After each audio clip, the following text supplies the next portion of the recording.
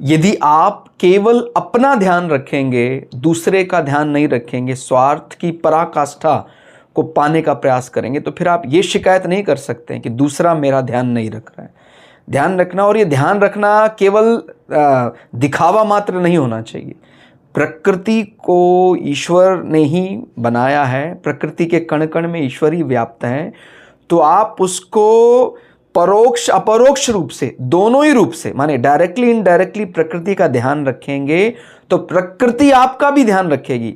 तो इस प्रकार की शिकायत यदि हम कर रहे हैं कि नहीं मैं ध्यान रख रहा हूं, वो मेरा ध्यान नहीं रख रहा है, तो कुछ समय के लिए तो आपको ऐसा लग सकता है, लेकिन यदि वास्तविकता में आपने ऐसा किया है, प्रकृति को आपने ईश्वर मानकर उसकी आराधना की है, आपने बराबर सबका ध्यान रखा है, तो प्रकृति भी आपका ध्यान अवश्य रखेगी, ये मानना चाहिए। तो इसमें कोई मन में ऐसा विचार नहीं होना।